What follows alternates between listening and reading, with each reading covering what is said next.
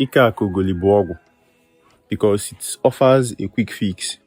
When I offer a quick fix to something, a problem that should be solved by a combination of self-work and HWAJ. Tying Akaogholi will remove negative people from your circle, but people where they bring bad ideas, bad thoughts, bad concepts, things where they carry people enter trouble, and may even influence your own thoughts to think more positive thoughts and avoid low energy accidents. But you can use a combination of self-work, right? Being conscious and intentional about who you hang around, who you mix with, and they try their constantly with aqua, right? To remind your good forces now, as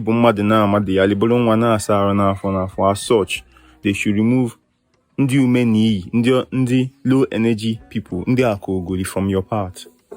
Like you need their constant realignment to do your purpose. So, how is Akaogholi different from Okite? Using Okite to force to accumulate the energies that bring money, to force them to work before you are ready, before their time. How is it different?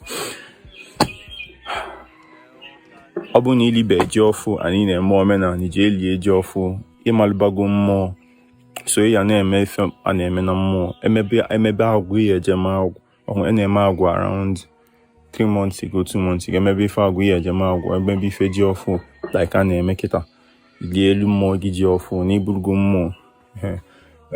So Chetana, I offer Dibia Consultancy Solutions. Ask me whatever I need about your spirituality. I love having discussions with people here, with you all here. I hate the word followers or fans here. So then also use Holy Ezumezu for your everything. Yo, guys, be streaming farm for me. Like when you're not using your phone for anything, just put the song on. Even if you are not listening to it, just put it in the background. Just put it very low. Let it just be playing. Biko. Good job.